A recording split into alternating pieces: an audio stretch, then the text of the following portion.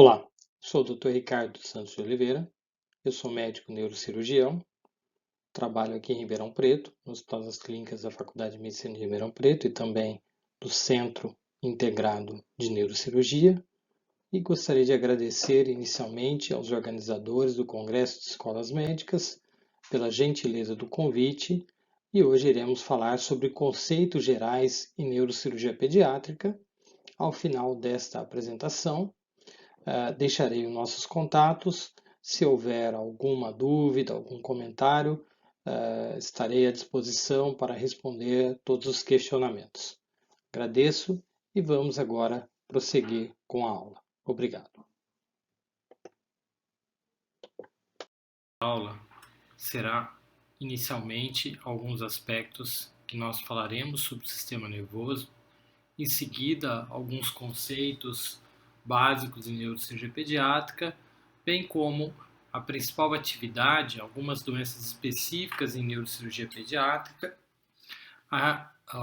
Falaremos também alguns aspectos sobre os traumatismos raquimedulares e também crânioencefálicos, bem como mecanismos e as prevenções que nós podemos ter nesse tipo de trauma.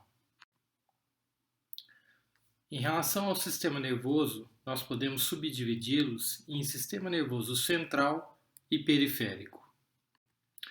O sistema nervoso central, por sua vez, pode ser subdividido em dois compartimentos: o compartimento supratentorial, onde nós temos o encéfalo, e o compartimento infratentorial, onde nós teremos o tronco encefálico e o cerebelo. A medula espinhal, que é parte do sistema nervoso central, está contida dentro do canal vertebral. A neurocirurgia pediátrica é uma sub-área dentro da neurocirurgia que atende diversos tipos de doenças, tanto acometendo o sistema nervoso central, como também o periférico. Neste livro, publicado em 2009 por nós, falamos vários aspectos sobre algumas doenças em neurocirurgia pediátrica, bem como a forma de conduzir o tratamento e o resultado em cada uma delas. Recomendo a leitura para aqueles que se interessarem pelo tema.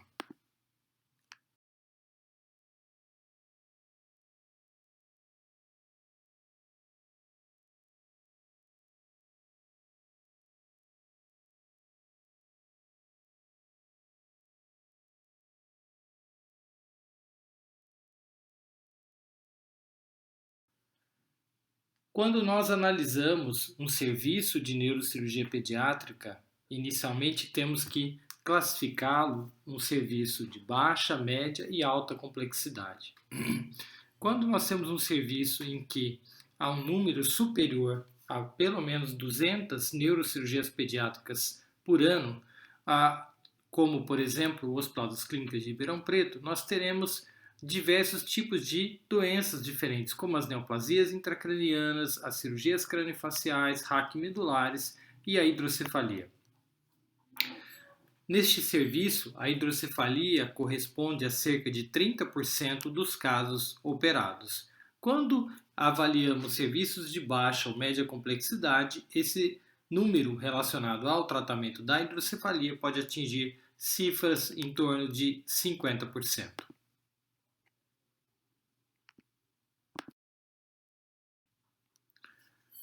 Agora falaremos especificamente sobre algumas doenças que a neurocirurgia pediátrica atende.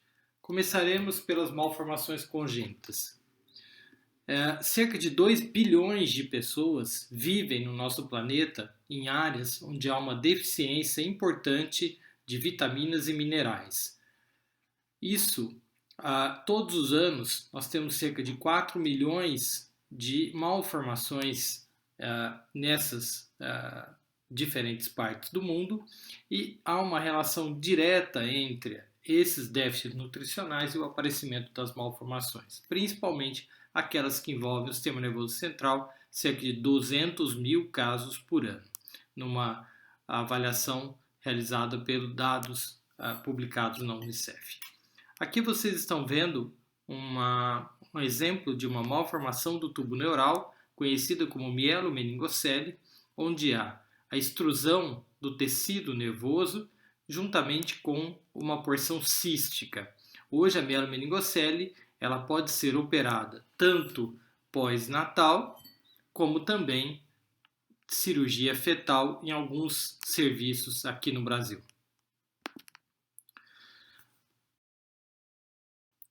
Um outro exemplo de malformação congênita são as encefaloceles, que podem ocorrer em qualquer parte da caixa craniana. Ela se dá pela deficiência do fechamento das meninges e também do arcabouço ósseo e a extrusão do parênquima encefálico. Neste caso, avaliamos uma encefalocele naso-órbito-etimoidal, que foi operada juntamente com a equipe da cirurgia oculoplástica. Aqui o resultado tardio, evidenciando uma boa simetria, um bom desenvolvimento neurológico dessa criança. Em relação à hidrocefalia, nós podemos caracterizá-la em 3 pilares em relação à fisiopatogenia.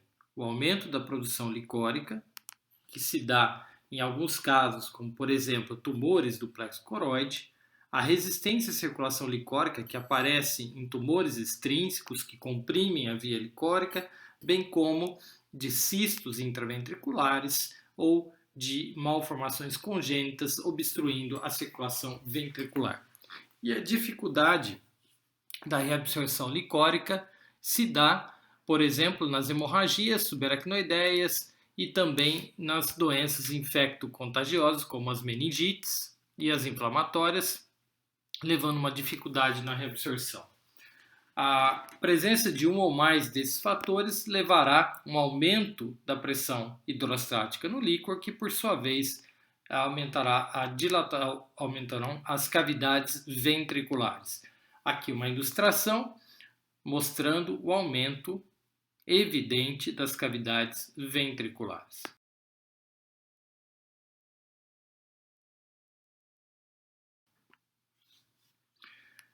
Nesse vídeo ilustrativo, vamos relembrar alguns aspectos da anatomia das cavidades ventriculares e também do aparecimento da hidrocefalia e a forma que nós podemos tratar os pacientes com dilatações ventriculares. Vocês se lembram que nós temos os ventrículos laterais. Os ventrículos laterais, eles se comunicam com a cavidade do terceiro ventrículo através dos forames interventriculares, ou forame de Monro. O forame de Monro, por sua vez, comunicando com o terceiro ventrículo e este passando pelo aqueduto cerebral, do aqueduto cerebral para a cavidade do quarto ventrículo e esta a saída do forame de Luschka e Magendie para o espaço subaracnoideu e o canal raquimedular. Lembrando também que no interior das cavidades ventriculares nós teremos o plexo coroide, que produz o líquor, e as células ependimárias, que também tem esta função.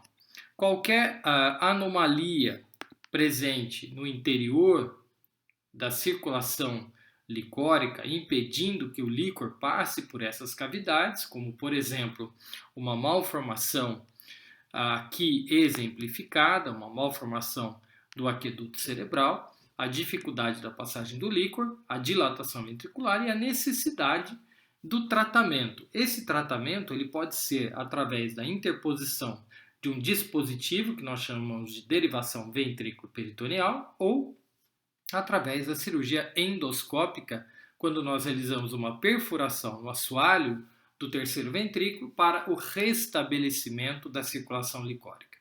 Neste exemplo, quando existe a colocação de uma válvula, algumas complicações podem ocorrer, como por exemplo complicações infecciosas ou complicações mecânicas, e aqui vamos exemplificar uma complicação mecânica que é quando o plexo coroide ele entra nessas pequenas perfurações no catéter ventricular, levando uma obstrução e, consequentemente, para o funcionamento dessa válvula, o aumento da dilatação ventricular e a necessidade de uma revisão com troca do sistema de derivação. Nesse outro exemplo, é um caso clínico de um lactente de 6 meses que deu entrada com hidrocefalia aguda. Aqui nós temos uma ressonância magnética do encéfalo em corte sagital, coronal e axial, demonstrando uma dilatação ventricular. E quando nós avaliamos um pouco mais de perto, nós identificamos um pequeno cisto aqui nessa porção no interior do terceiro ventrículo. Esse cisto, nesta criança, tinha uma característica bastante peculiar, que era a mobilidade, e isso provavelmente obstruiu a passagem do líquor nas cavidades ventriculares para o terceiro ventrículo, levando a uma hidrocefalia aguda. O tratamento indicado foi uma cirurgia endoscópica. Então, o que nós estamos vendo aqui nesse vídeo, exatamente o plexo coroide, o forame de Monro obstruído pelo cisto, aqui é o lado esquerdo, aqui é a linha média, e nós realizamos inicialmente a identificação do cisto, a coagulação da parede do cisto para que houvesse uma redução das dimensões desse cisto, para que nós possamos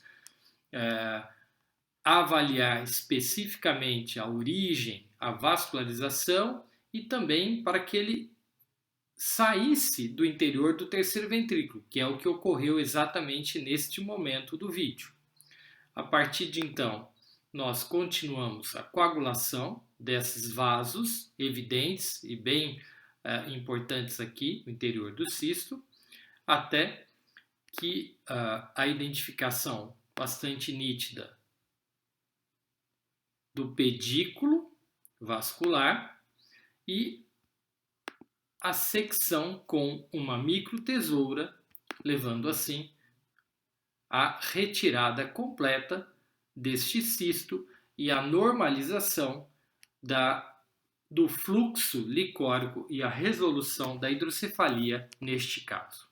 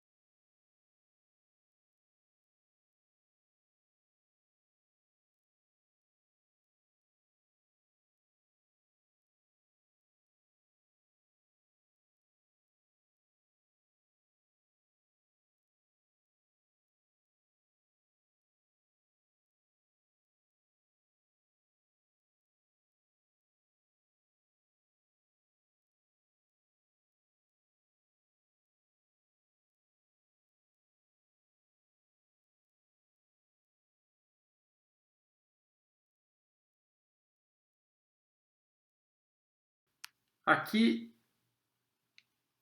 o exemplo de dois tratamentos mais comumente utilizados, no caso a neuroendoscopia, a terceiro-ventriculostomia endoscópica, e aqui a colocação de uma válvula ventrículo-peritoneal. Aqui é um vídeo também de um paciente com um cisto localizado dentro do terceiro ventrículo e que nós realizamos a coagulação da parede desse cisto. Após a coagulação e a perfuração desse cisto, utilizamos um catéter de Fogarty para a dilatação dessa abertura e, por fim, entramos com o endoscópio no interior do cisto. Assim, nós realizamos o primeiro passo, que é a comunicação do ventrículo com o cisto, e posteriormente, uma vez dentro do interior do cisto, nós realizamos a segunda parte da cirurgia, que é a perfuração junto ao assoalho do terceiro ventrículo, então fazendo toda uma comunicação ventrículo-cisto-cisternal. Assim, a circulação licórica ela foi restabelecida neste caso.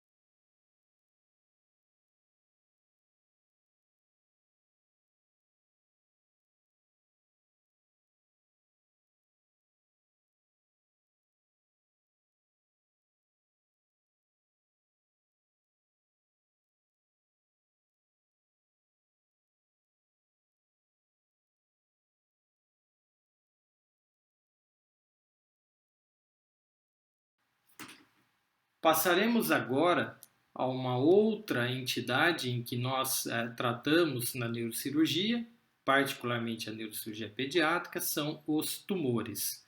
Que um paciente de 15 anos que deu entrada com uma crise convulsiva inédita e na investigação detectou-se esta lesão localizada na região frontal do lado direito junto à área motora.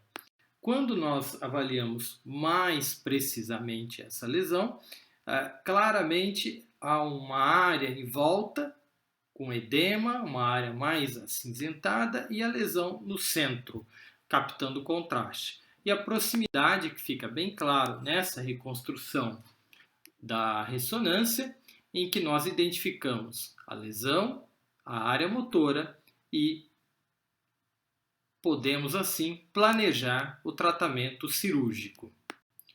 Para isso, nós utilizamos também uma sequência venosa em que nós identificamos as veias para evitarmos que haja qualquer tipo de lesão durante o tratamento cirúrgico de uma dessas veias de drenagem. Assim, nós planejamos com a neuronavegação chegarmos até esta lesão passando por esse sulco entre os giros frontais.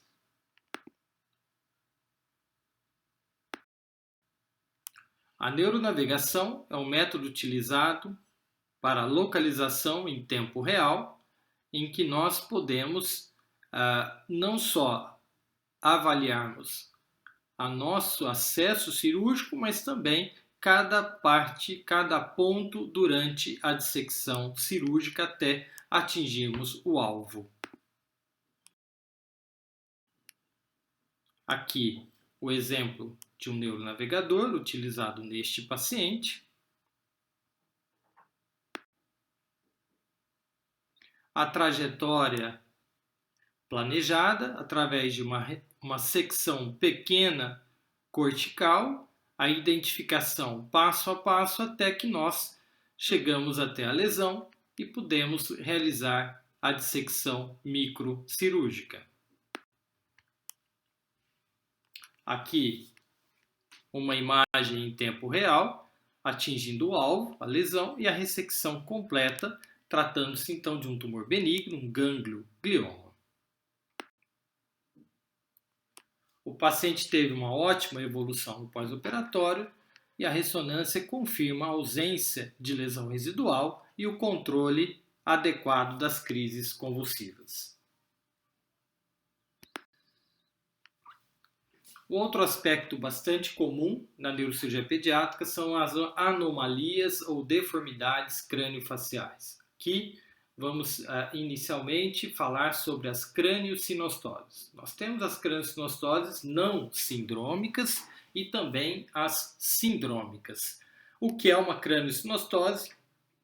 É um fechamento de uma ou mais suturas cranianas, que geralmente ocorre no interior do útero, ou seja, antes do nascimento, levando a uma deformidade craniana que é muito visível após o nascimento. Aqui um exemplo de um fechamento da sutura sagital com alongamento do crânio no sentido antero-posterior e também a posição e como nós realizamos a cirurgia nesse tipo de deformidade crâniofacial.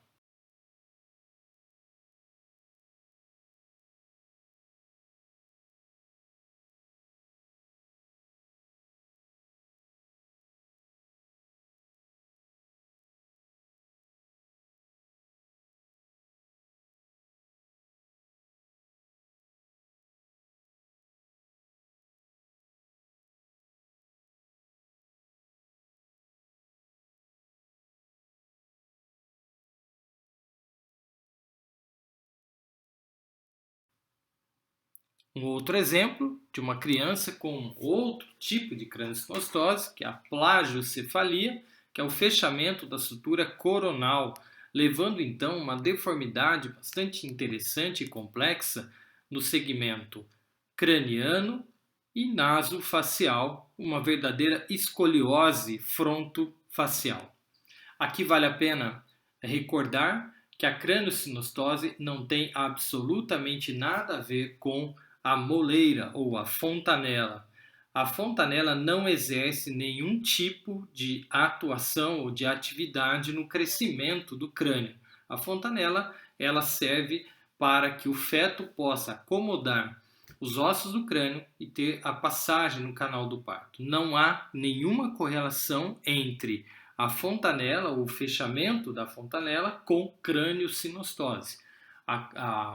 O crescimento craniano se dá através da expansão do cérebro, bem como do fechamento ou da persistência da sutura com a interposição e a produção de células através dos agentes fibroblásticos que existem nas suturas, levando assim o depósito progressivo e simétrico das células ósseas. Não há correlação, mais uma vez, entre crâniosinostose e a fontanela ou a moleira.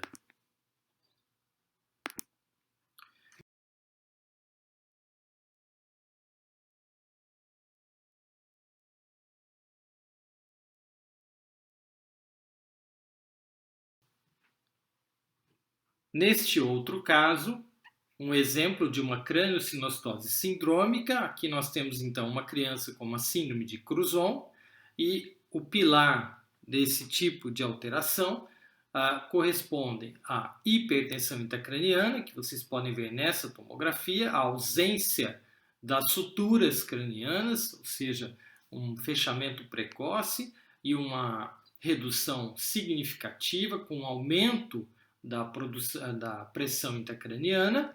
O segundo aspecto, a retração do terço médio da face, levando então a problemas respiratórios. E por fim, o exorbitismo. Essas crianças têm uma órbita bastante rasa, um globo ocular normal, mas uma órbita rasa com o problema do esqueleto crânio-facial. Essa tríade, ou seja, hipertensão intracraniana, alteração respiratória por retração do terço médio e o exorbitismo são bastante características das crâniosinostoses sindrômicas. O tratamento se dá através de uma equipe multidisciplinar e a colocação, após a realização das osteotomias complexas crânio-faciais, num avanço do terço médio e a interposição de um aparelho chamado distrator, que vai levar progressivamente um avanço do segmento crânio-facial, tratando assim a hipertensão intracraniana, o exorbitismo e também a retração do terço médio, melhorando as condições respiratórias nesses pacientes.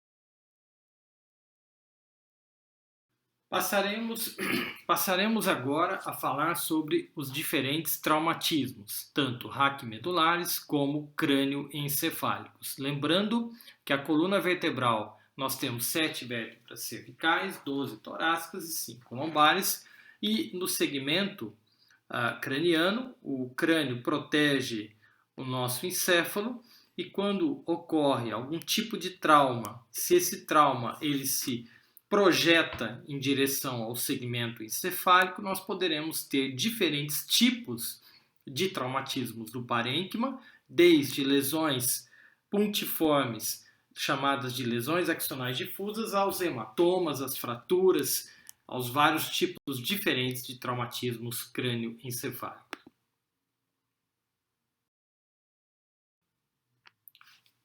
Neste vídeo, que passaremos agora, falaremos um pouco sobre a lesão axonal difusa, que ocorre quando existe a aceleração e desaceleração súbita e o paciente pode ter uma perda de consciência, que pode ser, em alguns casos, momentânea e outras persistente, de acordo com a gravidade da lesão.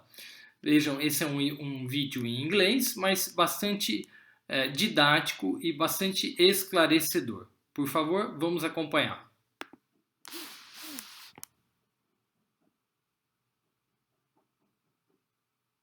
The brain is the most complex part of the human body.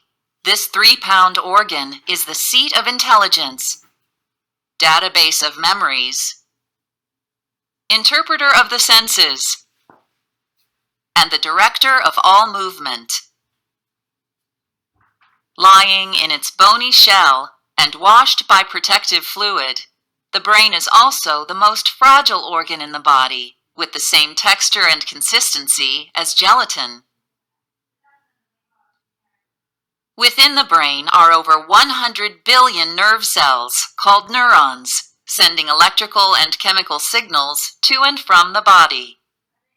Each neuron has a cell body, a long nerve fiber called an axon, and projections of the cell body called dendrites. Dendrites extend out from the cell body to receive messages from other nerve cells. Axons in the brain connect neurons with each other, which in turn provide extensive interconnections with other brain areas. Because the brain and its nerve cells are so fragile, sudden, rapid movements of the head can cause injuries.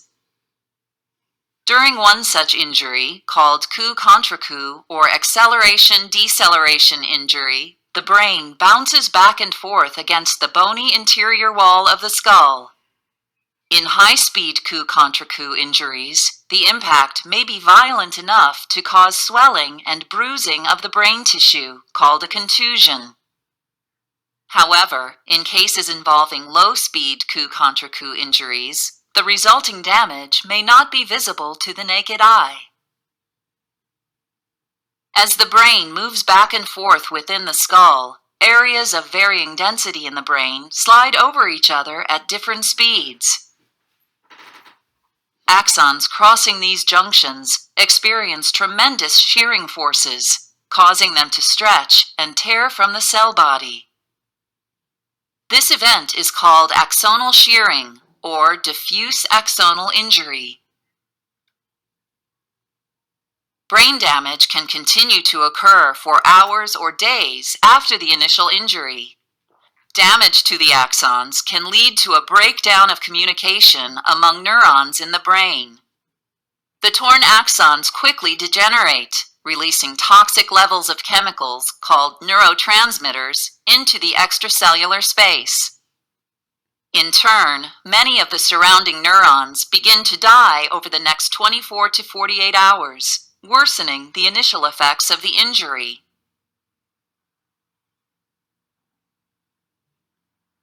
Mild to moderate cases of diffuse axonal injury, or DAI, may result in symptoms such as brief loss of consciousness, impaired long-term memory, reduced problem-solving ability, lower social inhibition, and problems with attention and perception. Severe cases of diffuse axonal injury may result in coma or a persistent vegetative state. In the United States, over 1 million cases of mild traumatic brain injuries, including diffuse axonal injury, are reported each year. Of this number, over 300,000 patients suffer long-term effects from the damage. Computed tomography, or CT, and magnetic resonance imaging, or MRI, are tests that can be performed to check for mild traumatic brain injury. The results of these tests usually show a normal reading. Therefore, doctors must rely on patient history and a clinical exam to diagnose mild traumatic brain injury. Este vídeo é bastante interessante e leva uma característica bem peculiar toda vez que existe um trauma crânioencefálico em que há relato de perda de consciência, mesmo que transitória, um exame de imagem deve ser realizado.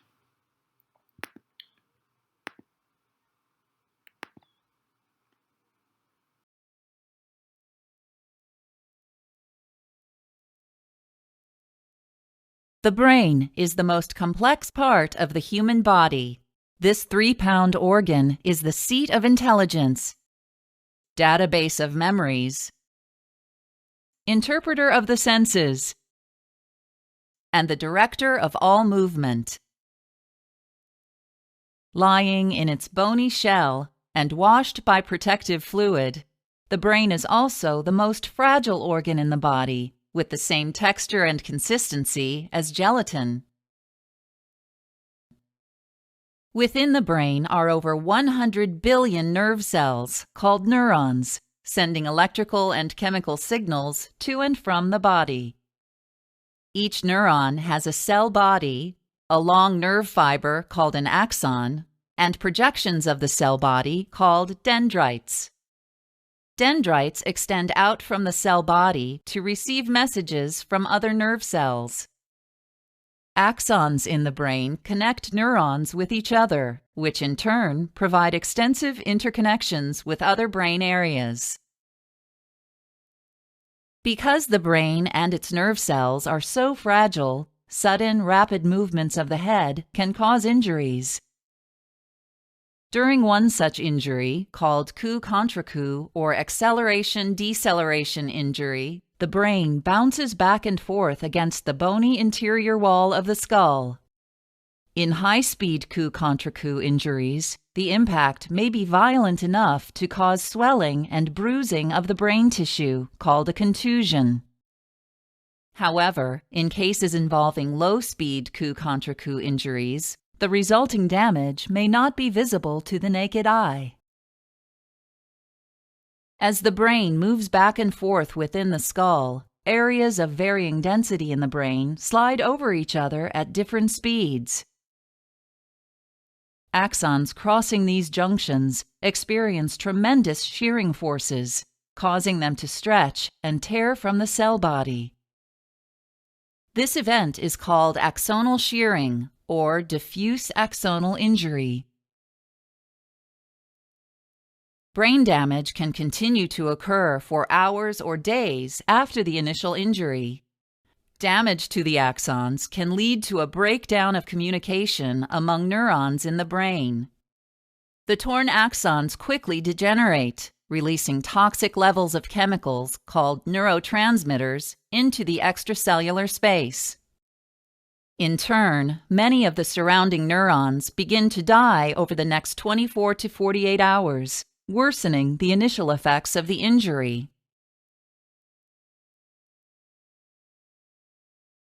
Mild to moderate cases of diffuse axonal injury, or DAI, may result in symptoms such as brief loss of consciousness, impaired long-term memory, reduced problem-solving ability, lower social inhibition, and problems with attention and perception. Severe cases of diffuse axonal injury may result in coma or a persistent vegetative state. In the United States, over 1 million cases of mild traumatic brain injuries, including diffuse axonal injury, are reported each year. Of this number, over 300,000 patients suffer long-term effects from the damage.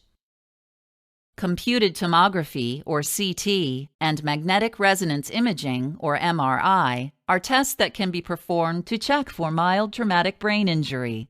The results of these tests usually show a normal reading.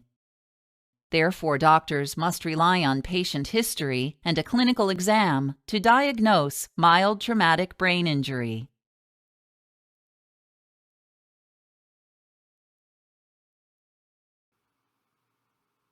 Nesse outro vídeo, falaremos um pouco sobre os traumas raquimedulares. Vamos acompanhar, depois retornaremos com algumas explicações.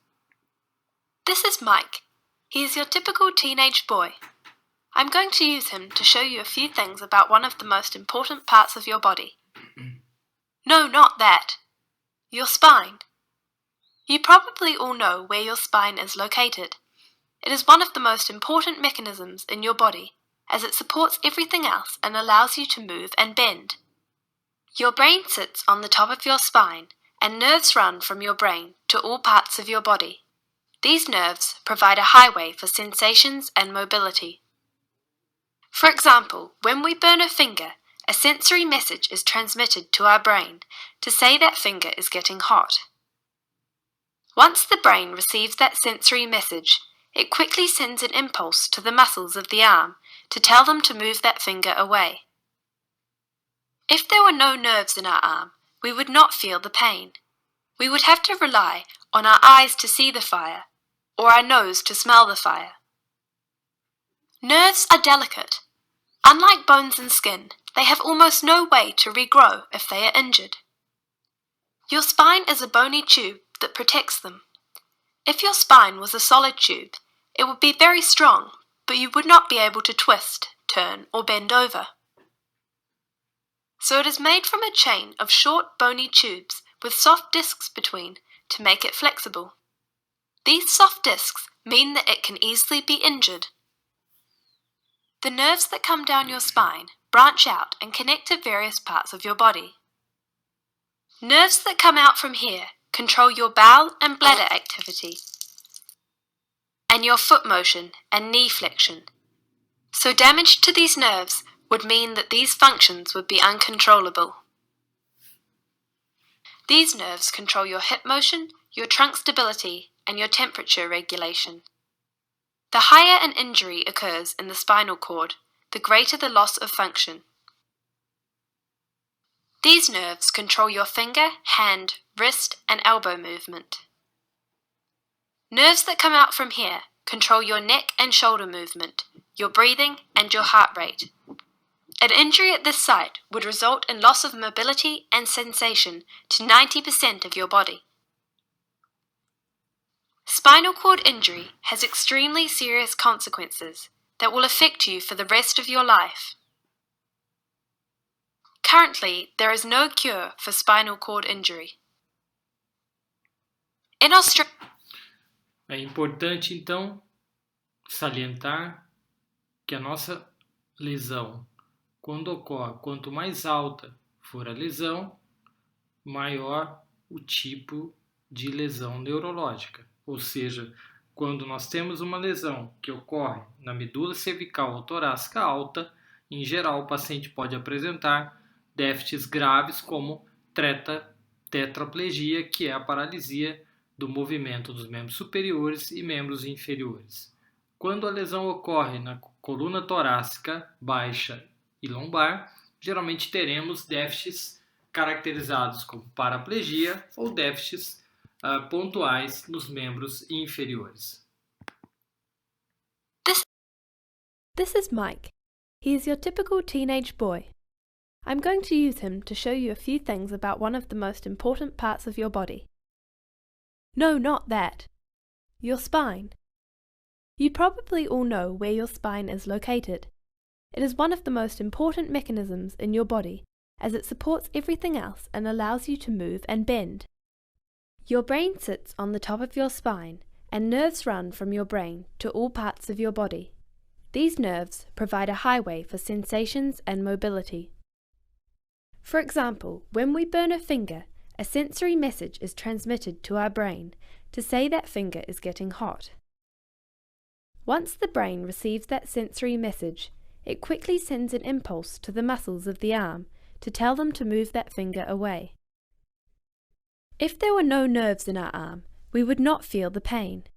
We would have to rely on our eyes to see the fire, or our nose to smell the fire. Nerves are delicate. Unlike bones and skin, they have almost no way to regrow if they are injured. Your spine is a bony tube that protects them. If your spine was a solid tube, it would be very strong, but you would not be able to twist, turn, or bend over.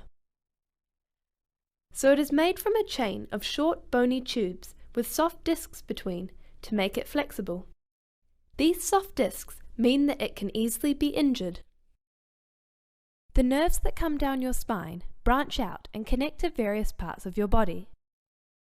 Nerves that come out from here control your bowel and bladder activity, and your foot motion and knee flexion.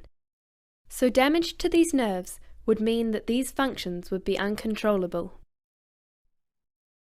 These nerves control your hip motion, your trunk stability, and your temperature regulation.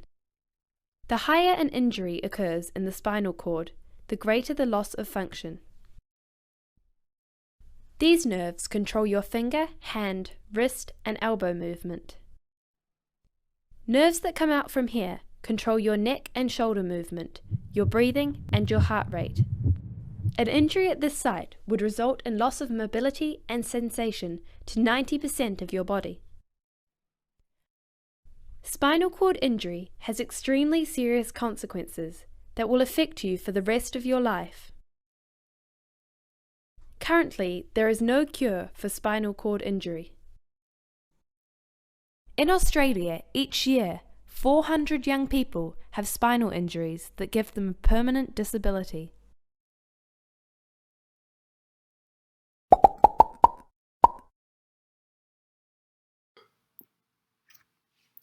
A partir de 2010, o Brasil tornou-se um dos países signatários de um acordo internacional que previa a redução do número de mortes em acidentes provocados pelo trânsito.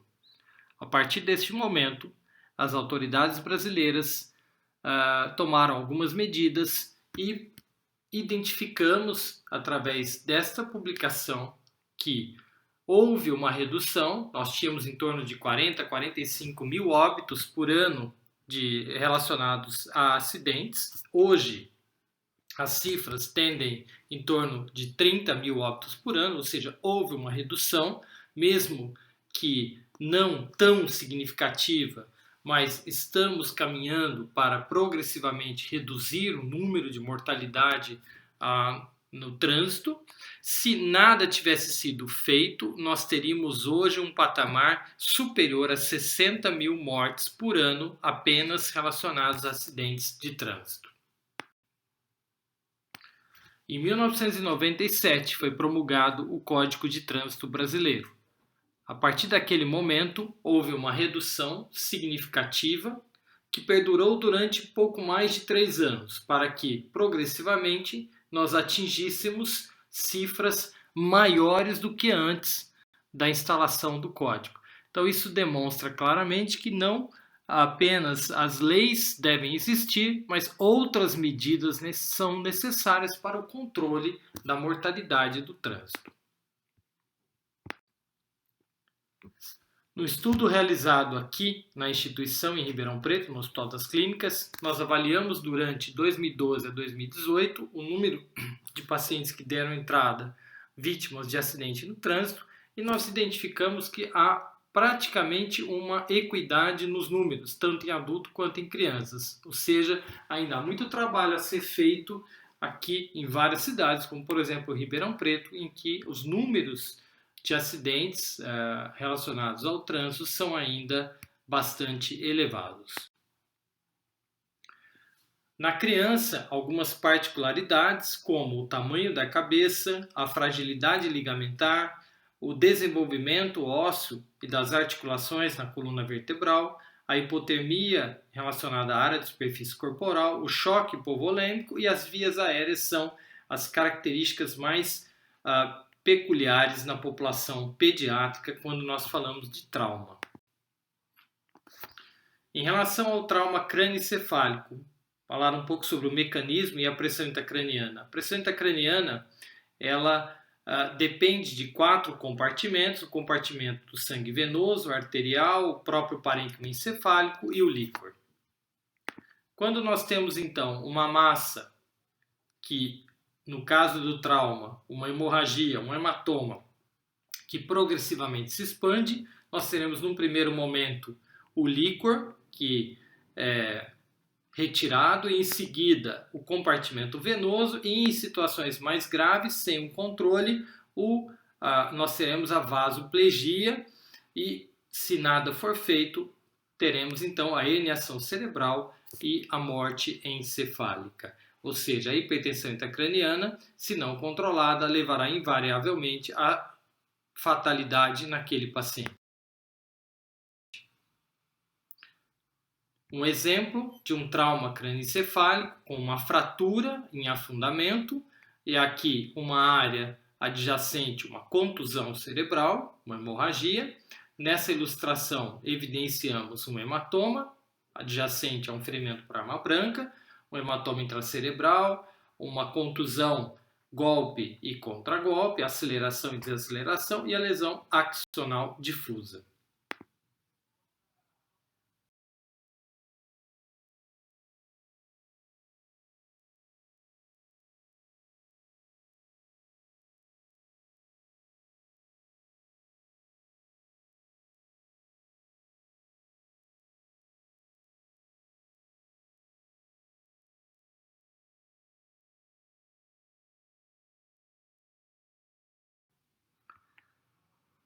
Um caso bastante interessante, um paciente vítima de capotamento que deu entrada com esta tomografia relativamente benigna, com uma pequena hemorragia nessa região temporal posterior e também frontal basal do lado esquerdo, caracterizando o mecanismo aqui de golpe contra golpe.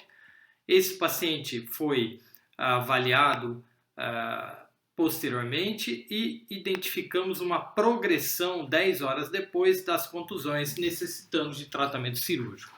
Então, a mensagem nesse caso é que pacientes que apresentam alterações radiológicas devem permanecer internados e devem ser reavaliados posteriormente com outra tomografia e com uma avaliação especializada, geralmente por um neurocirurgião.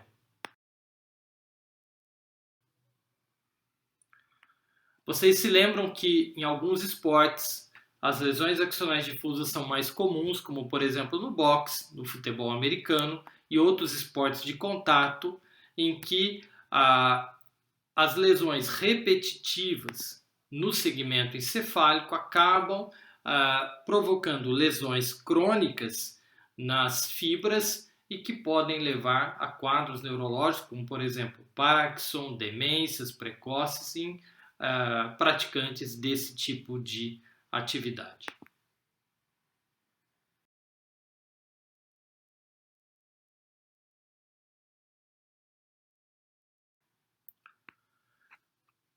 Alguns exemplos dos hematomas intracranianos, como o hematoma extradural, onde o sangue ele é coletado entre a dura mater e o arcabouço ósseo, o subdural agudo, onde o sangue está geralmente a partir de uma lesão venosa ocorrendo na superfície cortical. Então você tem um hematoma entre o parênquima encefálico e a dura mater, com grande desvio da linha média, e aqui um ferimento por arma de fogo e um hematoma subdural adjacente.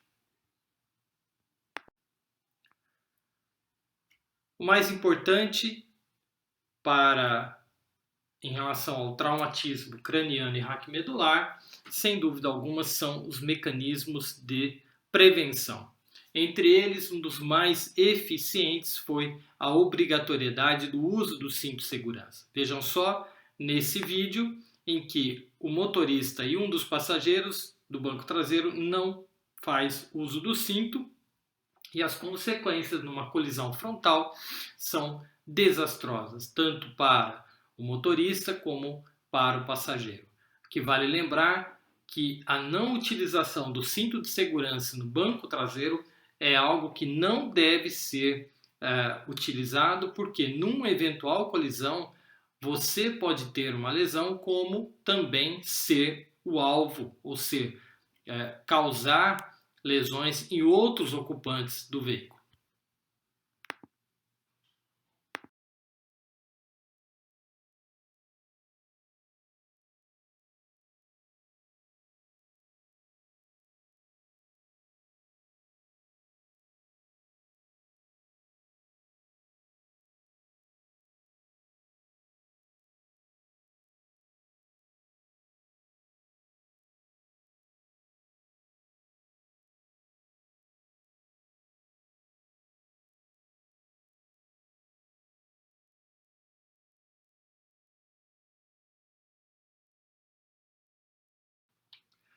A introdução do celular, ela foi extremamente benéfica na nossa vida, mas vale lembrar que no trânsito o celular teve um aumento de mais de 400% no número de acidentes.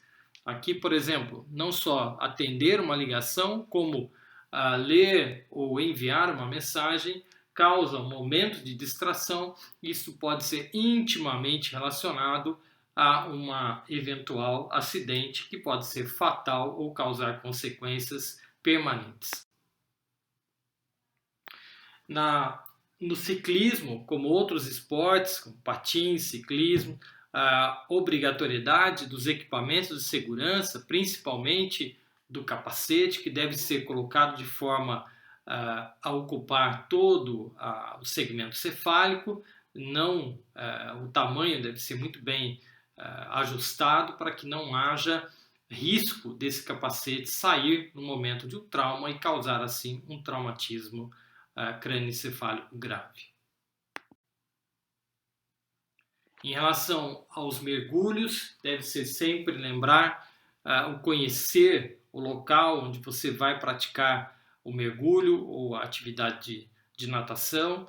O não conhecimento do fundo implica em você não levar a saltos e em piscinas, conhecer a profundidade e evitar em piscinas rasas saltar com a cabeça, porque isso pode levar a uma fratura, um mecanismo de flexão e extensão da coluna vertebral, levando assim lesões permanentes da medula espinhal. A Sociedade Brasileira de Neurocirurgia Pediátrica tem um projeto chamado Projeto Se Liga no Cinto, em que nós vamos até as escolas, trabalhamos com os gestores e os professores no sentido de intensificar ou incluir no currículo escolar algumas atividades relacionadas à educação no trânsito para as crianças em fase de alfabetização.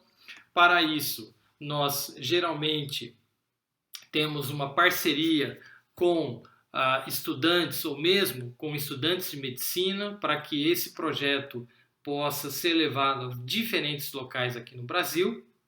Então, nós contamos com a participação das faculdades para que esse projeto possa ganhar e ser cada vez mais visto no território nacional.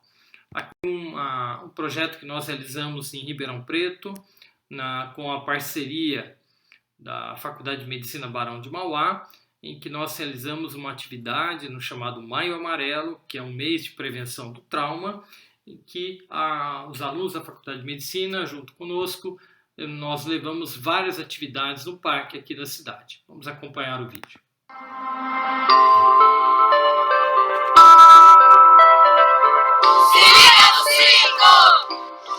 O projeto Se Liga no Cinto é um projeto inovador da Sociedade Brasileira de Neurocirurgia Pediátrica. O nosso objetivo é a conscientização e o trabalho nas escolas, levando o conhecimento junto às coordenações das escolas para que nós possamos trabalhar com as crianças, que serão os futuros condutores do nosso país.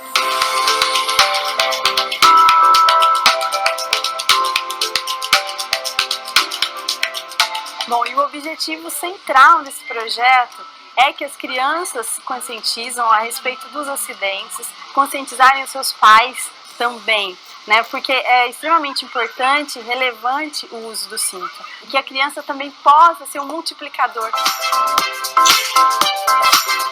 O cinto de segurança é muito importante, porque se você não usar o cinto de segurança, você acaba batendo a cabeça. Falem para os seus pais, se você não tiver cadeirinha, arruma uma cadeirinha para você ficar seguro. Pedem para os seus pais, se você não souber colocar o cinto, pedem para eles colocar para você. Crianças de cadeirinha, sempre no banco de trás, com o cinto de segurança passado e o cintinho na criança. Se liga no cinto! É isso? É isso.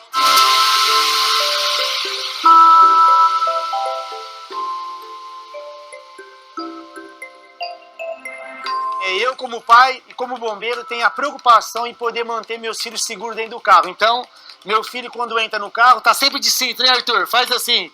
Tamo junto, Maio Amarelo. Pessoal, nesse sentido aí, se ligue no cinto, se ligue nessa ideia, porque realmente faz toda a diferença.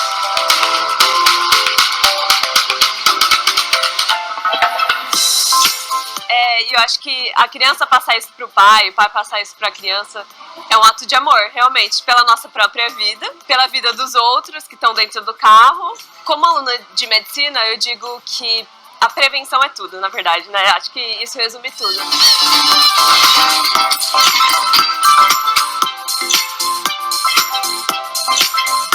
Então, essa iniciativa de fazer um projeto tão grandioso aqui no Parque Raia é importante para que as pessoas se conscientizem de um jeito bacana de que você pode fazer um trânsito melhor. Eu sempre falo isso na minha comunicação, depende de nós. E o mais importante é essa conscientização já vindo do berço. Então você conseguir fazer a cabeça de uma criança, que ela tem que entrar no carro e colocar o cinto, vai salvar muitas vidas mesmo.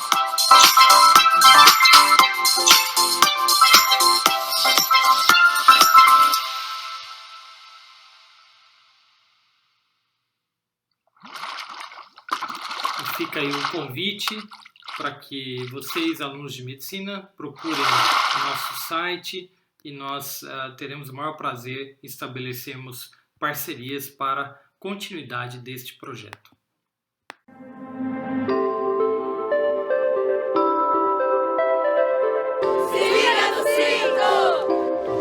O projeto Se Liga no Cinto é um projeto inovador da Sociedade Brasileira de Neurocirurgia Pediátrica. O nosso objetivo é a conscientização e o trabalho nas escolas, levando o conhecimento junto às coordenações das escolas para que nós possamos trabalhar com as crianças, que serão os futuros condutores do nosso país.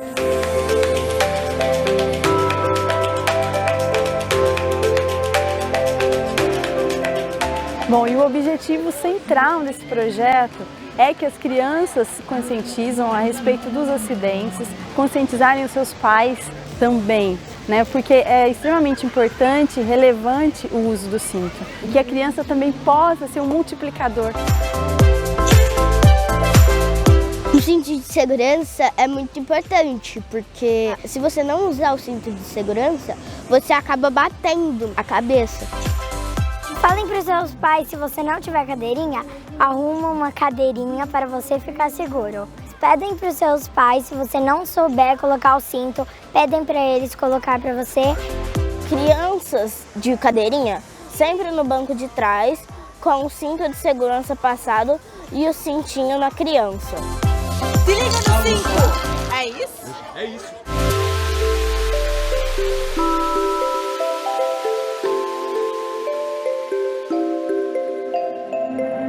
Eu, como pai e como bombeiro, tenho a preocupação em poder manter meus filhos seguros dentro do carro. Então, meu filho, quando entra no carro, tá sempre de cinto, né, Arthur? Faz assim. Tamo junto, Maio Amarelo. Pessoal, nesse sentido aí, se ligue no cinto, se ligue nessa ideia, porque realmente faz toda a diferença.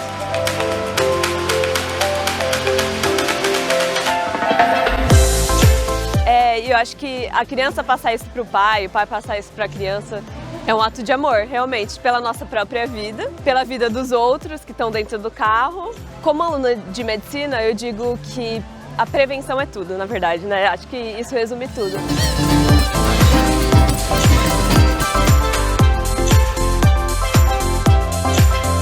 Então, essa iniciativa de fazer um projeto tão grandioso aqui no Parque Raia é importante para que as pessoas se conscientizem de um jeito bacana de que você pode fazer um trânsito melhor. Eu sempre falo isso na minha comunicação, depende de nós. E o mais importante é essa conscientização já vindo do berço. Então você conseguir fazer a cabeça de uma criança, que ela tem que entrar no carro e colocar o cinto, vai salvar muitas vidas mesmo.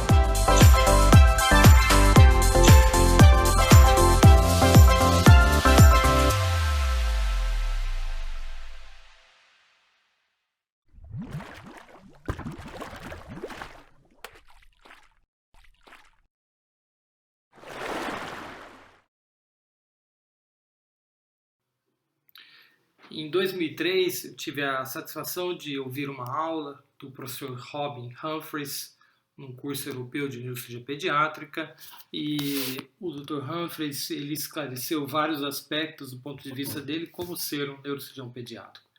Realmente é um desafio, nós temos todos os dias desafios, mas nós perdemos, mas quando nós podemos vencer, nos sentimos rei pelo menos por um dia. É uma área bastante desafiadora dentro da neurocirurgia, mas também bastante gratificante ao mesmo tempo.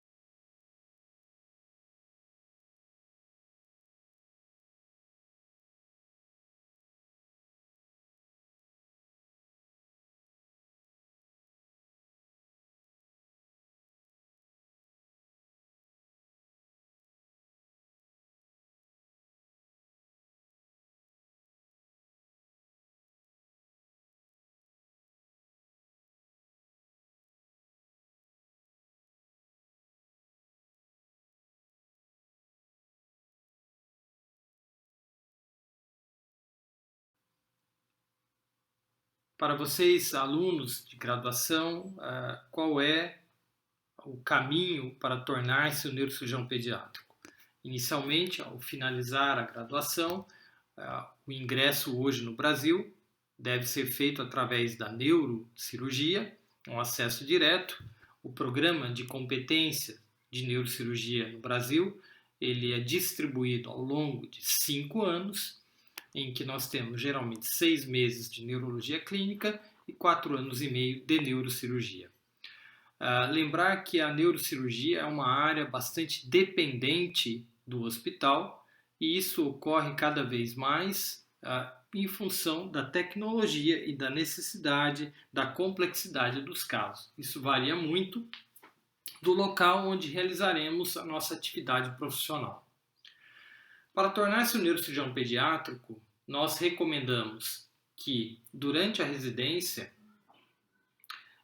o residente possa realizar os cursos latino-americanos, que é distribuído em 3 anos, completando assim um ciclo, onde toda a neurocirurgia, a parte teórica, ela é ministrada, e após a conclusão da neurocirurgia, o residente ele deve procurar um serviço para a realização de um aperfeiçoamento que pode ser feito aqui no Brasil, como também no exterior, de pelo menos 1 ano de atividade no serviço reconhecido de neurocirurgia pediátrica.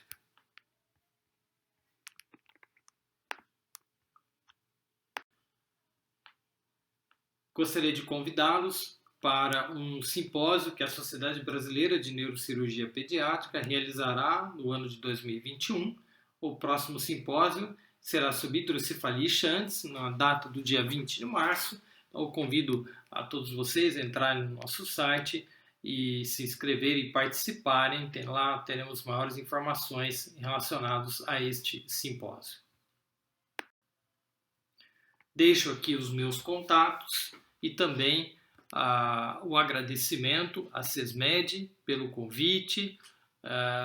Qualquer dúvida, qualquer esclarecimento, estarei à disposição de vocês. Entre em contato conosco e teremos o maior prazer de responder a qualquer questionamento. Muito obrigado e tenham um excelente evento.